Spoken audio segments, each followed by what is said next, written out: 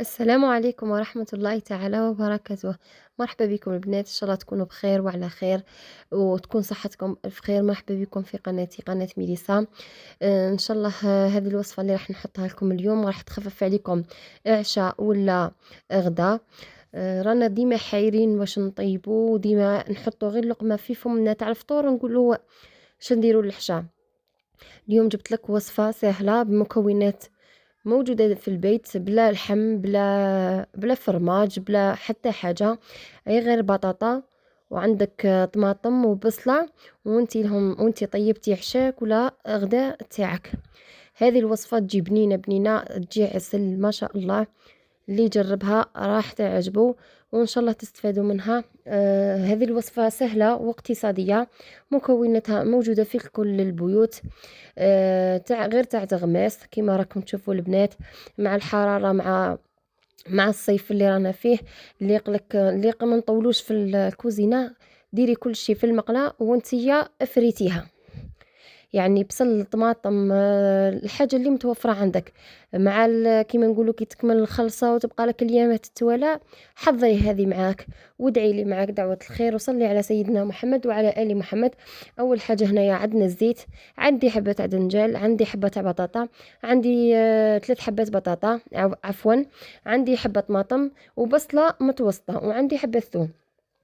في مقلة راح نجيبو هذاك الزيت نديروه نخلوه يسخن هو والزبدة، نديرو البصلة تاعنا كيما راكم تشوفوا البنات، نقطعوها ونديروها تتقلى مليح مليح حتى تتكرمل لنا البنات. هذه الوصفة يعني ماهيش مكلفة، رانا بزاف نضلو مع القليان، مع الوكفات، الماعن.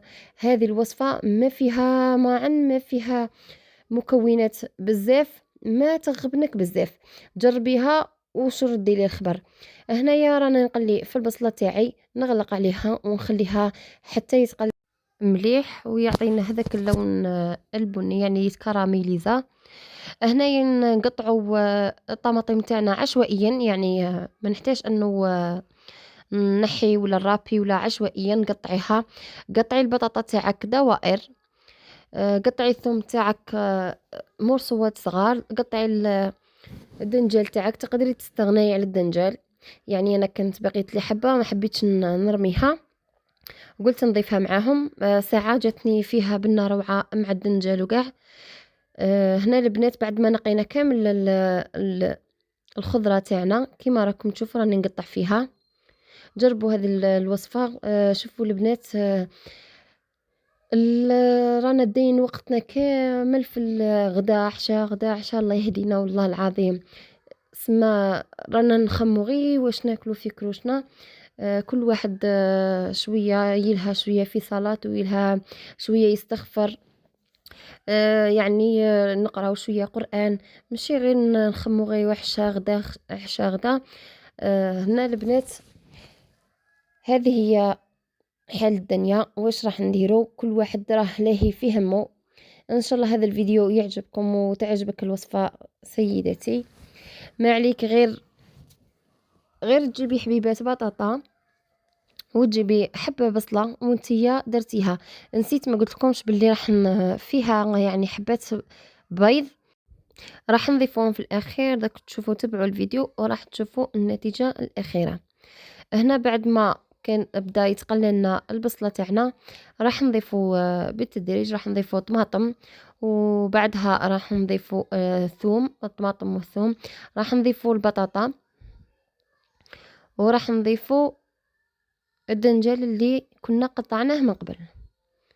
هنا نخلو كامل المكونات كما راكم تشوفوا البنات تتقلى مليح مليح، يعني حتى ياخذوا اللون الذهبي.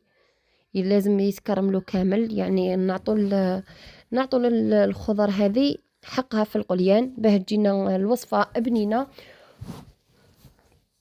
هي في الحقيقة انه تقدري ديري الجبن، تقدري ديري الطون، تقدري ديري اي حاجة اضافية، ما تقدري ديري الجامبون، ما كاش لي سالك حبيبتي. هي انا برك درت اللي متوفر عندي. انت اذا كان متوفر عندك الطون، متوفر عندك اي حاجه هكا تبنن لك الوصفه تاعك ضيفيها، ما كاش مشكل. هي أنا برك الموجود عندي راني حطيته، واللي ما عندهاش تكتفي بالوصفة هذه فقط. يعني هذه الوصفة راح تجيب لنا بلا أي مكونات أخرى. هنايا راح نضيفو ملعقة صغيرة من الطماطم المصبرة، ما تكثريش، راح نضيفو الملح. هنا الطماطم المصبرة ما كثرتش، باسكو الطماطم تاعي جايه قاطعه شويه، يعني ندير غير كونتيتي قليله راح تحمر لي المرقه تاعي. راح نضيف ملعقه صغيره من الفلفل، وملعقه صغيره من توابل الدجاج، وملعقه صغيره من راس الحانوت. وهنا ضفت شويه زعتره تاع الشعره كما راكم تشوفوا. ونحرك كامل المكونات وخليهم يتقلاو مليح مليح حتى يتكرملوا كما راكم تشوفوا البنات. وصفة يعني سهلة مهلة بدون تعب بدون جهد، يعني ديريها في وقفة. ما ظليش تعبي في روحك تحطي في طباسة، تحطي في المقالي وخلط من وجغلط من وقلي من، غير هذه في مقلة واحدة وانتي درتي لهم الغداء تاعهم ولا درتي لهم العشاء تاعهم. صدقيني راح تجي بنينة. يعني ما تقوليش باللي هذه راها تبان مخلطة ولا. هي صح نشوفوها هكا تقولي كيفاه راح تجي، بصح صدقيني راح تجي بنينة بنينة بزاف بزاف حتى ما تأمنيش. هنا بعد ما تقللنا كامل كما راكم تشوفوا راهي كراميليزا. الوصفة هكا كنت تشوفي ريحتها تشميها روعة روعة ما شاء الله. جربيها برك وردي لي خبر، ما عليك غير تدعي لي. وما تنسايش الا ما كيش متابعتني على قناتي ميليسا مطبخ ميليسا، ما عليك غير تابعيني لوصفات كثيرة سهلة واقتصادية راح توالمك. هنا ضفت كأس من الماء، يعني مشي كأس ونصف كأس آخر.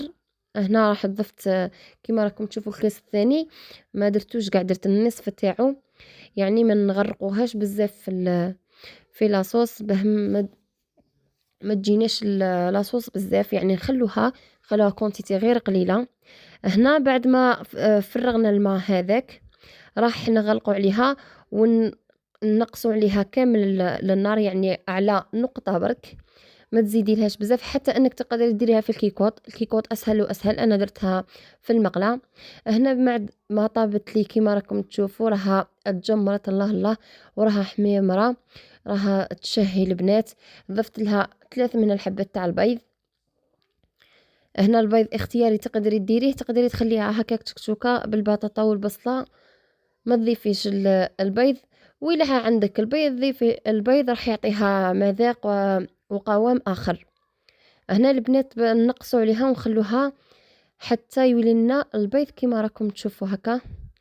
جات البنات صدقوني بنينه روعه ما شاء الله، حبوها ولادي حبها الزوج تاعي، وان شاء الله انتي ثاني تجربيها وتعجبك وتعجب ولادك ان شاء الله. ما عليك غير تدعي لي وديري لي جيم وابوني. ما تنساش يا اخي الجيم والابوني راهم باطل البنات.